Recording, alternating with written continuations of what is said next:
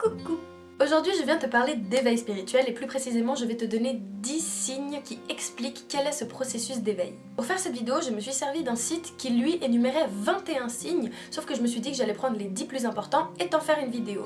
J'espère que la personne qui fait ce site ne m'en voudra pas d'avoir repris son article, mais je l'ai trouvé vraiment parfait, c'était exactement ce dont je comptais te parler dans cette vidéo. Du coup, je t'invite à aller jeter un coup d'œil à cet article, je mettrai le lien dans la description. Tu t'en doutes peut-être, mais ce n'est pas la lecture de ce site qui a provoqué mon éveil personnellement, je tenais à le préciser juste au cas où. Avant de regarder cette vidéo, je te conseille vivement d'aller voir ma vidéo sur la spiritualité, la différence entre l'esprit, le corps et l'âme pour que tu puisses comprendre exactement ce dont je vais parler ici. Je te dis ça parce que souvent je fais des références, je fais des liens à ce que j'ai déjà dit, de toute façon ma chaîne c'est le foutoir de ce qu'il y a dans ma tête, du coup forcément, pour que tu puisses mieux comprendre ma philosophie, ma manière de voir les choses, c'est plus pertinent d'aller la voir. Définissons donc ce que signifie que ce mot-là, éveil spirituel. Qu'est-ce que c'est? L'éveil spirituel, c'est le processus qui consiste à atteindre un niveau de conscience modifié, élargi et durable. Ce sont les différentes étapes qui surviennent à plusieurs moments de nos vies qui nous font voir notre existence de manière différente. C'est une réelle prise de conscience par rapport au sens de notre vie, par rapport à l'impact de nos paroles, par rapport à nos pensées, par rapport à ce qu'on fait de nos journées,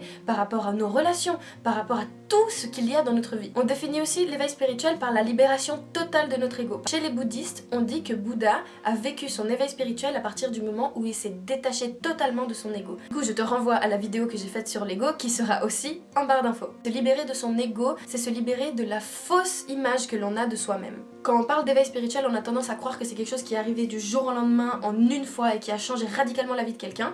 Je ne dis pas que c'est pas possible, mais en vrai, l'éveil spirituel, c'est une succession de déclics. Il est très possible que du jour au lendemain, il se passe un immense déclic dans ta tête et que tu changes tout hyper rapidement, mais il faut savoir que ça ne va pas s'arrêter là, ça va toujours continuer. On a tendance aussi à croire que l'éveil spirituel, c'est réservé à des personnes hyper perchées, des personnes religieuses, des personnes droguées, tu vois, alors que pas du tout. N'importe qui, à n'importe quel âge, de n'importe quelle façon, peut vivre son éveil tôt ou tard dans sa vie. Qui que tu sois, quoi que tu fasses, tu peux vivre ce moment de prise de conscience massive.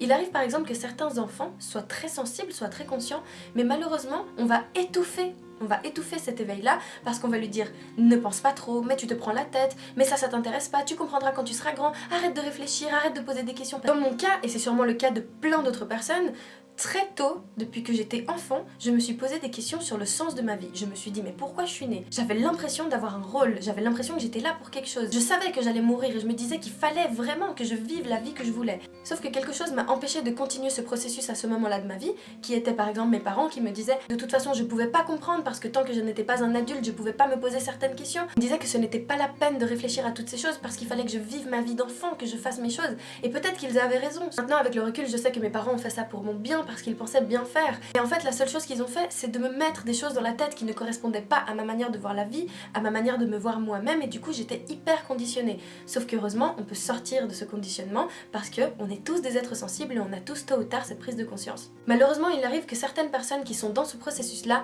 soient persuadées d'avoir la vérité, d'avoir tout compris, de ne plus rien avoir à apprendre, qu'en gros, plus personne n'a rien à leur apporter parce que eux, ils ont atteint un niveau au-dessus et du coup, c'est bon, laissez-moi en paix. Mais, comme je te le répète très souvent dans mes vidéos, on peut toujours se tromper, on n'arrête jamais d'apprendre et rien n'est jamais acquis. La contradiction avec ces personnes-là, c'est que justement, elles gardent leur ego, c'est parce que c'est elles qui savent, c'est elles qui ont la vérité. Et ça, ce n'est pas synonyme de détachement de l'ego. On appelle ça justement l'ego spirituel. Si on arrive à se détacher de son ego pour avoir ce processus-là, c'est pas pour en avoir un encore plus grand après. Maintenant, je vais t'énumérer les signes qui indiquent que tu es en éveil spirituel. Point numéro 1, on a la sensation que tout est différent. Mais en vrai, c'est nous qui sommes différents. On se voit de manière différente, du coup pour nous, tout est différent autour de nous. C'est à partir de ce moment-là où on commence réellement à devenir nous-mêmes, où on se dit, mais en fait, mais je suis pas comme j'ai toujours été. En réalité, je suis pas cette personne. En réalité, je n'aime pas cette vie, je n'aime pas faire ça. Souvent, on parle de crise d'adolescence, de crise de la quarantaine. À mes yeux, en fait, ces crises, c'est pas du tout des pétages de plomb, c'est un des nombreux déclics que l'on a déjà eu par rapport à notre vie. Quand t'as un ado qui pète sa crise, c'est parce qu'il se rend compte que putain, il a pas sa place là, que c'est juste parce qu'il comprend pas ce qui se passe, il sait pas ce qu'il fait, ça existe pas la crise, c'est juste une remise en question massive, une espèce de rébellion envers tout, et du coup, on met ça sur le compte de la crise parce qu'on n'agit pas comme comme tout le monde, comme la gentille personne qui va faire tout comme on lui dit, etc. Moi j'appellerais ça plutôt des crises existentielles où vraiment on remet en question tout ce qui existe. Du coup on peut le vivre hyper mal. Et c'est pour ça qu'après on dit que les gens sont en crise, parce qu'ils peuvent partir en dépression, ils peuvent être hyper tristes, ils peuvent vouloir se suicider parce qu'ils se rendent compte qu'en fait il n'y a rien qui va comme ils voudraient, tu vois. Parce qu'ils se rendent juste compte qu'ils ne sont pas du tout eux-mêmes. Mais ce n'est pas une fatalité, on n'est pas obligé de le vivre de manière très mal. À nouveau, je te donne mon exemple, moi j'ai eu mon moment où vraiment je me suis dit mais meuf, mais tu n'as pas ta place sur Terre, vraiment tu n'as rien à faire ici. Tu pourrais penser avec ma manière d'être et tout que moi je n'ai jamais vécu quelque chose de triste, que moi j'ai pas eu de problème dans ma vie, que j'ai jamais eu de tendance suicidaire, mais non, ça m'est arrivé, c'est quelque chose qui était en moi où vraiment je me disais mais que je n'avais rien à faire là quoi. Et ce n'est pas du tout une fatalité, la preuve, regarde mon exemple, moi j'ai eu ma période où vraiment genre j'étais en mode déprime totale et qu'après je me suis dit mais non, t'as le choix, tu fais ce que tu veux, c'est toi qui décides. Et au final c'est le meilleur truc qui me soit jamais arrivé. Je vais en reparler au point numéro 5 de toute façon. Point numéro 2, on prend conscience de nos anciens comportements destructeurs. On se rend compte qu'on veut plus rien faire comme avant. Quand on regarde en arrière, on se dit mais putain, comment j'ai pu faire ça ? Comment j'ai pu réagir comme ça? Comment j'ai pu être comme ça? On peut penser ça à certains moments ponctuels après une dispute, etc. Mais là, ce dont je parle, c'est vraiment de prendre conscience de ça sur le long terme, de se dire plus jamais je veux reproduire ce comportement. Ça, c'est pas moi, ça ne me ressemble pas. On remarque en fait que nos problèmes pouvaient clairement venir de nous et on sait comment faire pour ne plus les avoir. On arrive à voir en fait sur tous les aspects de notre vie ce qui clochait et ce qui n'allait pas. C'est pour ça qu'on dit que c'est un processus, que c'est quelque chose qui dure sur le long terme, parce que non seulement on prend conscience par rapport à nos relations de ce qu'on faisait de faux, petit à petit on va commencer à réfléchir à notre manière de manger, notre rythme de vie, notre rythme du sommeil, ce qu'on fait de nos journées. Point numéro 3, on a l'impression de ne plus être en accord avec notre entourage. On a un sentiment où on veut être seul ou être avec des personnes qui ressemblent plus à ce que l'on est. Il n'y a juste plus d'harmonie avec ta manière de penser et celle de ton entourage. C'est évidemment un sentiment hyper douloureux parce que souvent on est attaché à des personnes qu'on connaît depuis des années, parce qu'on a l'habitude de les voir dans nos vies, parce qu'ils sont là, parce qu'ils font partie de notre réalité. Mais on se rend compte qu'en fait, ce n'est pas ce qu'il nous faut que d'être tout le temps avec ces mêmes personnes. Pour notre propre élévation, si j'arrive à dire ça comme ça, on se rend compte que ouais, pour notre propre bien, pour notre propre évolution, il faut qu'on aille voir ailleurs. Il faut qu'on voit de nouvelles personnes, il faut qu'on fasse d'autres choses parce que ça, c'était nous d'avant. Ça veut pas dire qu'il faut couper les ponts et supprimer de ta vie toutes les personnes qui faisaient de la réalité d'avant, mais ça veut juste dire de savoir maintenant choisir à qui tu accordes ton temps et ce que tu fais de ton temps. Si on s'éloigne justement de ces personnes-là, ça veut pas dire qu'on les aime pas, ça veut juste dire que leur présence n'est plus essentielle à ton évolution. À partir du moment où on sort de cette zone de confort pour aller voir de nouvelles personnes, on se rend compte qu'en fait, il y a tellement de gens qui nous ressemblent plus, qu'il y a des gens qui arrivent à ressentir notre énergie, qui sont sensibles comme nous, qui vivent peut-être exactement le même processus au même moment, qui nous donnent la sensation d'être compris, avec qui on a l'impression qu'il ne faut faire aucun effort. En gros, on cherche vraiment à être connecté avec les personnes et non seulement être avec. On veut vraiment partager un truc de plus, quelque chose qui est au-delà de la présence physique. Point numéro 4, on a envie d'éviter tout ce qui nous paraît faux. On part à la recherche d'authenticité, on veut vraiment les choses comme elles sont réellement. On veut faire un retour aux sources, on a besoin de clarté. Point numéro 5, on a une prise de conscience très douloureuse face à la souffrance du monde.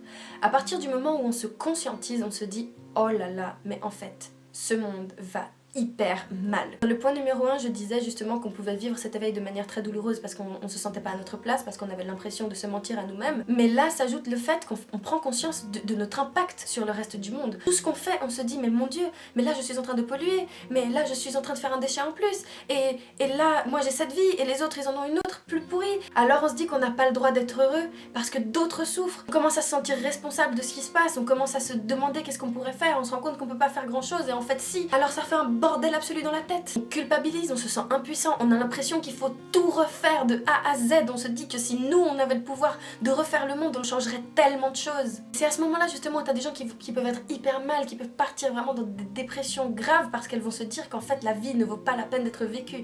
Mais non, justement, mais le but de ma chaîne c'est de te motiver à faire quelque chose de bien, tu vois, à réfléchir, à avoir un sens à tes actions et justement de faire en sorte d'avoir le meilleur impact possible sur le monde et sur toi-même. Faut vraiment réussir à se dire qu'on a une mission, qu'on est là pour quelque chose, que nous on peut apporter notre part, parce que si tout le monde faisait ça, on ferait des réels changements. Le but du jeu ce n'est pas de tout faire soi-même, ce n'est pas de tout prendre en main pour tout arranger, non, c'est de transmettre un maximum ce que nous on peut apporter aux gens. C'est vraiment réaliser qu'on a tous notre impact et que même toi dans ton coin, alors que tu crois que t'as aucun impact sur personne, tu peux, tu l'as. Il suffit juste d'inspirer les gens autour de toi, comme ça petit à petit on crée tout plein d'inspirateurs et comme ça tout plein de gens en même temps pourraient avoir le même objectif. C'est ce qu'on fait souvent souvent sur YouTube, il y a beaucoup de gens qui essayent de transmettre des valeurs, qui essayent d'inspirer les gens, et c'est exactement ce que je cherche à faire dans mes vidéos, et ce que tu peux faire à ton échelle. T'as pas besoin d'être connu, t'as pas besoin de faire une chaîne YouTube, tu peux juste parler autour de toi et inspirer les autres. Point numéro 6, on ressent le besoin d'être utile. On veut pas mourir et se dire qu'on n'a rien apporté à cette terre. On a le sentiment que vivre pour soi, ça ne suffit plus. Attention, à nouveau, je ne dis pas de s'oublier. Si on n'est pas heureux nous-mêmes, on ne peut pas rendre les autres heureux. Ce qu'on cherche à faire à travers notre bien-être, c'est que justement, nous ne soyons pas un impact négatif autour de nous. C'est d'avoir le meilleur impact possible de par notre manière de vivre et d'être. Point numéro 7. On recherche un sens à la vie. Toutes nos actions, tout ce qu'on fait, tout ce qui fait de nous l'être humain qu'on est a besoin d'avoir un sens. Ça veut pas dire qu'on va faire que des choses hyper utiles et que tout notre temps on va l'accorder à être hyper productif et tout, non. Mais ça veut dire qu'il faut qu'on trouve une réelle raison à faire ce qu'on va faire maintenant. Si là t'as envie de t'ennuyer, alors réfléchis, j'ai envie de m'ennuyer parce que j'ai besoin de le faire, parce que c'est ça qu'il me faut en ce moment-là. Ça veut juste dire adapter son temps, rendre son temps le plus bénéfique possible pour toi. On se rend compte que ce temps est précieux et qu'il faut qu'on se l'accorde à nous-mêmes et qu'on n'a pas à perdre notre temps à faire des trucs qui n'ont aucun sens. Point numéro 8, notre sensibilité est augmentée. Ça, c'est juste une question d'attention. Ça veut pas forcément dire que ton ouïe, tes yeux et tout, ils se sont putain de développés. Et du coup, ta perception sensorielle, elle a vraiment atteint un autre niveau. C'est possible, mais ça veut pas forcément dire ça. Ça veut juste dire que maintenant, tu fais attention aux choses et du coup, tu es plus sensible. Cette sensibilité ne concerne pas que les sens du corps humain, ça concerne aussi la sensibilité mentale, la sensibilité aux émotions, la sensibilité à ta concentration. Enfin bref, ça peut être plein de choses. Vu que justement, on a commencé à faire attention à des détails, à prendre en considération certains trucs qu'on ignorait totalement avant, on peut faire plus confiance à notre intuition. J'ai fait une vidéo avec Fabien Olicard qui expliquait que l'intuition, en fait, c'est ce que fait le cerveau à partir de plein de choses qu'il a enregistrées inconsciemment, et du coup, pour lui, il arrive à faire le choix, tu vois, le cerveau du coup. Et c'est ça, en fait, c'est que quand tu commences à capter plein de petites choses, comment tu commences à te regarder, à te dire « Ah, j'avais pas vu que j'étais comme ça, j'avais pas remarqué que je pouvais sentir ce muscle de mon corps, ah, mais je pensais pas que si je me mettais dans cette position, je me sentais mieux. » Bah tu vois, on commence à enregistrer tout plein de petites informations, ce qui fait qu'on arrive à avoir une intuition plus pertinente. On commence à faire attention aux signes que l'univers nous envoie. On a la sensation que tout d'un coup, tout est sur notre chemin pour qu'on le suive en fait. Si tu vois de quoi je parle, tu peux nous en faire part dans les commentaires, mais je vais donner mon exemple pour que tu comprennes. En gros, à partir du moment où moi j'ai commencé à me sensibiliser à tous ces trucs, où j'ai commencé à agir de manière plus consciente, etc., j'ai l'impression que ce que je pensais, que ce que je voulais, que ce que j'attendais en fait arrivait à moi. Mais pas toujours, ça veut pas dire que tout ce que je voulais m'arrivait, mais vraiment j'avais la sensation que tout était là quoi, que j'avais pas d'excuses, que la moindre petite chose qui arrivait, c'était un signe. Après, je dis pas qu'il faut tout interpréter non plus. On pourrait croire vraiment que c'est des conneries, mais tous les gens qui sont dans cette démarche-là vont te dire que les choses viennent à toi. Mais ça veut pas dire qu'il faut rester là sur ses lauriers à rien foutre et attendre que les choses arrivent, non. C'est une question d'échange, tu vois, genre tu envoies des ondes, tu cherches, tu veux quelque chose, tu désires quelque chose, tu fais en sorte inconsciemment d'y arriver, et du coup, le résultat arrive sur ton chemin. En fait, le fait d'être plus attentif, d'être plus observateur, ça fait que tu vois des occasions et des opportunités que tu ne voyais pas avant, mais qui étaient peut-être déjà là. Point numéro 9, on cherche à positiver à fond et on a envie de donner de l'amour. On n'attend pas qu'on nous le donne, on a envie de le donner aux gens parce qu'on en est tellement rempli. On arrive à un stade où vraiment on arrive à se sentir vrai, à se sentir plein, à se sentir complet, et du coup on a envie de propager cette sensation, de faire en sorte que les autres aient la même, tu vois, pour qu'ils puissent à leur tour faire cet effet boule de neige. Comme je l'ai dit tout à l'heure, cette démarche peut être assez douloureuse, mais il arrive un moment où on est tellement sûr que ce qu'on fait c'est ce qu'il nous faut, où on est tellement bien avec nous-mêmes, où on a tellement confiance en nous qu'on se dit il faut que je partage ça, il faut que les gens vivent la même chose, et du coup tu transmets. On perd de l'intérêt pour les conflits en tout genre, on n'a pas envie de se prendre la tête, mais ça veut pas dire qu'on les fuit, ça veut juste dire qu'on les voit d'une manière différente, on les voit pas comme des problèmes, on les voit juste comme des apprentissages. On a envie de positiver parce que maintenant on fait attention à comment on est, à ce qu'on ressent, ce qui se passe dans notre tête, dans notre cœur, dans notre corps, et du coup on n'a pas envie d'être autodestructeur. On ne veut plus juger quoi que ce soit, ça nous gave, on n'a pas envie de se mettre dans des conflits inutiles, on n'a pas envie de commencer à critiquer des gens pour rien. Ça veut pas dire qu'on n'a pas des coups de colère, ça veut pas dire qu'on va pas critiquer les gens, on va le faire dans un objectif d'amélioration globale du truc, pas juste pour déblatérer de la haine, pas juste pour être méchant, pas juste pour défouler ses sentiments négatifs sur quelqu'un, on va vraiment le faire dans un but d'amélioration. Ça me fait penser à une citation qui dit être pessimiste ou optimiste ne va pas forcément changer votre vie, mais en tout cas l'optimiste vit mieux la sienne. Pour moi le début de cette citation il est faux parce que je suis convaincue que quand on voit les choses d'une manière optimiste, qu'on cherche à positiver, on change vraiment notre vie. On appréhende les choses de manière vraiment différente, on arrive à faire en sorte que ce soit vraiment bénéfique, et du coup pour moi oui, ça change quelque chose. Point numéro 10, on a le sentiment d'être connecté. Alors ce que je veux dire par sentiment d'être connecté, c'est qu'on prend conscience en fait qu'on fait partie d'un tout. On se rend compte qu'on est une particule parmi une unité générale qui forme notre univers et que ça s'étend à l'échelle universelle. C'est comme si on était tous un petit morceau d'une même entité. On retrouve une part de nous dans tout ce qui existe autour de nous. On a l'impression qu'on est vraiment unis, qu'on fait partie de la même chose, que nous sommes faits de la même chose. Et ouais, on se sent connecté déjà avec nous-mêmes, on se sent connecté avec les gens autour de nous, on se sent connecté avec la nature, on se sent connecté avec plein de choses. Voilà, ce sera tout pour cette vidéo. J'espère qu'elle t'a plu, j'espère qu'elle a pu être un minimum utile. Partage-nous dans les commentaires ta propre expérience, dis-nous si tu as changé radicalement de vie, dis-nous un des nombreux déclics que tu as eu, dis-nous si ça t'a apporté quelque chose ou pas, enfin bref, partage, témoigne, on veut voir ça. Enfin bref, je te fais un énorme bisou, prends soin de toi, je t'aime très fort, vraiment, vraiment, vraiment, vraiment, vraiment, vraiment. Tu te rends pas compte, tu peux penser que c'est des paroles en l'air, mais non, je t'aime vraiment et j'espère que tout ira bien pour toi et que tu sauras transmettre tout ça.